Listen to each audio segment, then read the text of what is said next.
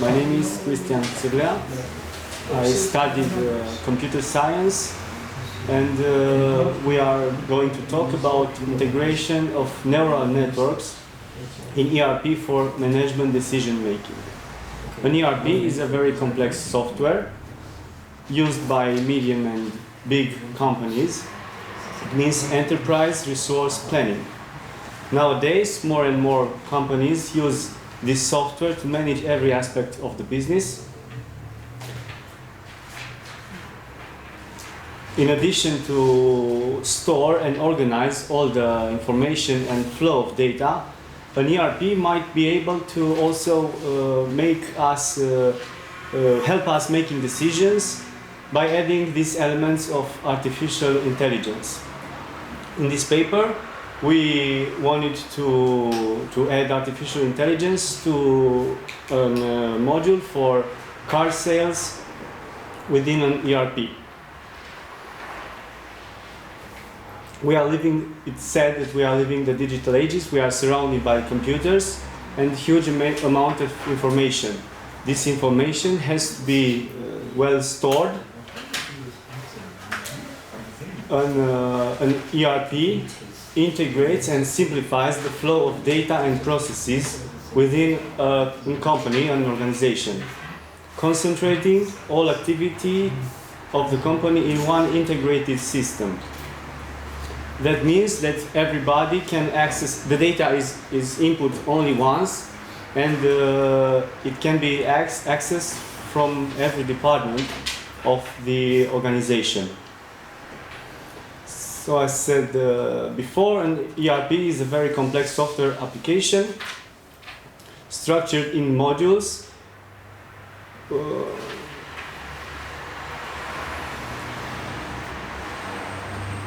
In most companies, a well-managed ERP is the backbone of the entire business.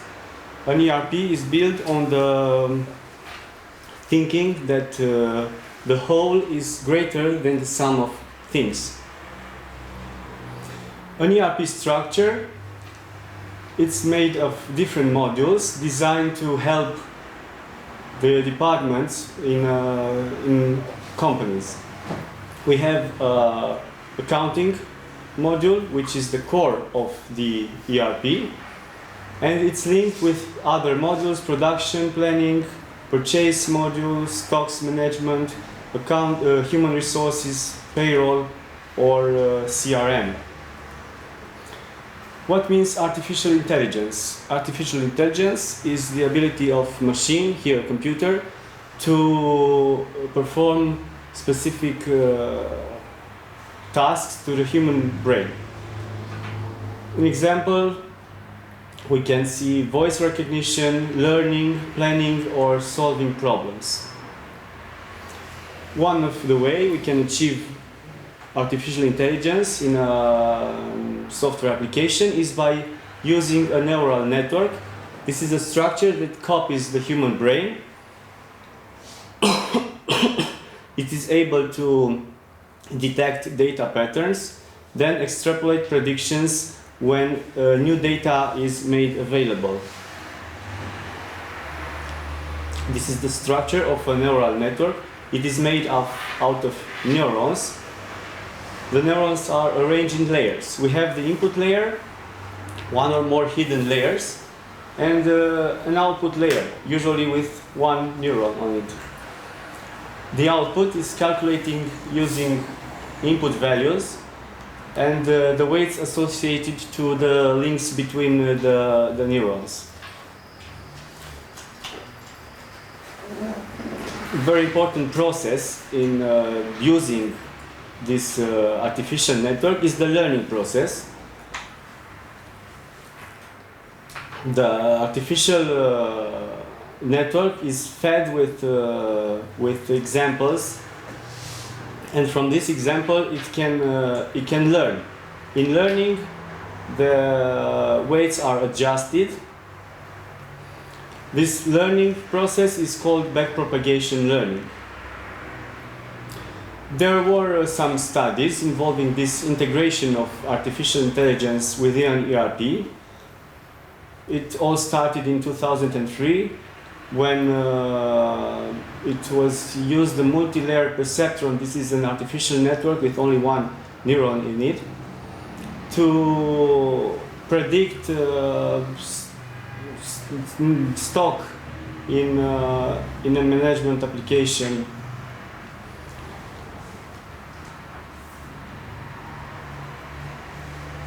The purpose of this paper was to, as I said before, was to integrate a neural network in an ERP to forecast the amount of car sales over a given period. So we have an input layer of n neurons for each factor influencing sales. This input layer is fed with values. We choose to have 3 values: 0 if the factor was not present, 1 if the factor was medium, and 2 if the factor had a strong presence. The hidden layer was made out of n-1 neurons, and the output layer has 1 neuron to predict the value of car sales in that period of time. A major factor is to identify the influencing factors.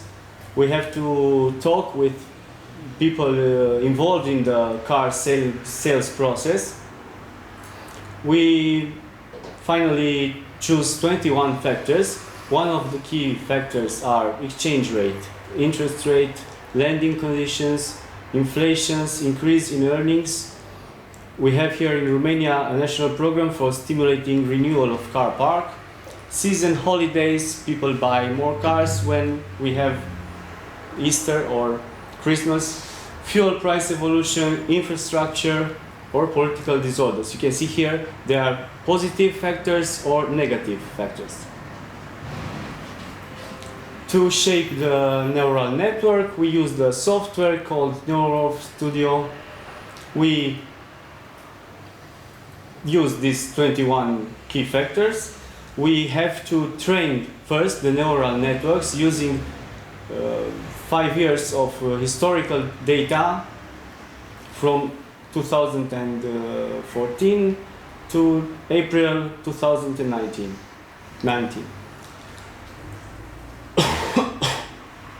After training the neural networks and adjust the weights, we tested the system and obtained good results. We tested the system with presence of positive factors, and the output was good. It was big, saying that the car sales would be higher. This proved that the network learned from the training set and adjusted its weights, and it's ready to be used. In the end, conclusions. We want to implement this artificial intelligence, this neural network into the ERP, and extend its use to a wider applicability to other modules. It can predict sales in other areas of activity, stock management, or even human resources, with the need of human resources in a company. This is it. Thank you. Okay, thank you. So, are there any questions regarding this presentation? Okay, thank you very much. No more questions at the moment. I think you are ready to answer if someone comes on a private-based discussion with you. And now we have Marius to go to our last presentation for today. And I hope we are ready soon. Everything's fine? Okay, the floor is yours. Ladies and gentlemen, today we're going to discuss about how can we improve the effectiveness in research and development centers from the automotive area.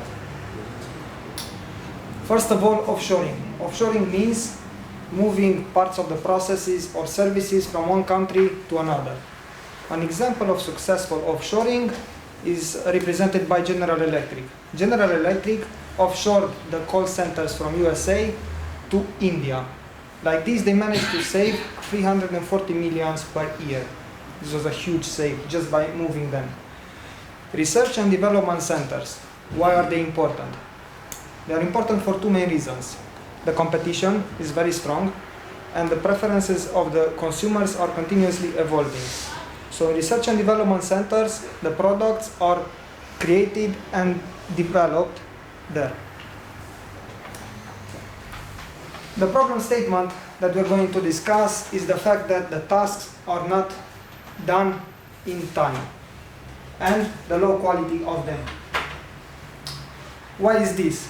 In a new offshore branch, all the employees are new, so they don't have experience with the processes from that company and the proper solutions that need to be implemented.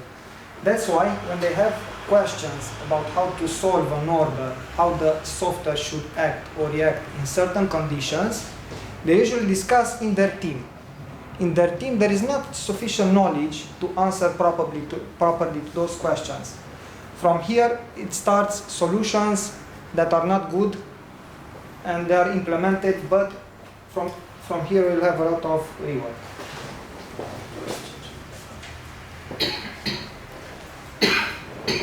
The objective of this paper is how to increase the level of knowledge, so we have the same level of knowledge in the headquarters equal to the level of knowledge in the new offshore branches. The solution proposal is this one. It's pretty complicated. I want to underline three major points. First major point is to assign a mentor when the new employees are doing a task. The second one, to ask the questions to the proper person. And the third one is to have a peer review. A peer review inside the team means that I'm not handing the work directly to the client. I am asking my colleague to have a look, to make a review for me and tell me if it's wrong or not. Assigning the order to the proper employee. Usually the orders, when they are coming, they are assigned to the employee that doesn't have any order. But as we can see, we are taking in consideration the priority and the complexity of the orders. If the priority and the complexity is high, usually we will choose the best skilled employee from that team, so we won't have problems with the customers. Otherwise, we can assign the tasks to the most inexperienced employees. Another problem that we want to solve is the mentors distribution. The worst case scenario is when the team doesn't have a mentor, so the team must learn from their own mistakes, how the processes are working and which are the proper solutions to implement. Another bad scenario is when we are doing waste. We have a too big number of mentors reported to the number of new employees. So these mentors are extra and the company is not using the resources at 100% percentage. The best case scenario is when we have a mentor to a number of approximately 4 new employees.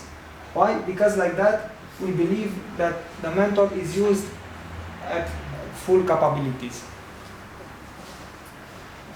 We can see here the empirical case study before implementing the model and after implementing the model. We will look at the customer feedback. It was 40, 50, and 30% okay. After the implementation of the process model, the customer feedback was increased to 80, 70, and 50. A more graphical view, it can be seen here. Here are the number of reworks before implementing the model, after implementing the model, 1 month after they were taken these data. As we can see, the number of reworks had decreased a lot. So, this model, what brings new? The orders are assigned based on specific criteria. We are assigning mentors. We have clear steps when the problems are encountered, and we have introduced a peer review. What is the benefit for the company? Better quality, reduced number of reworks, reduce the stress that each employee has, and all the team members are growing together their level of knowledge.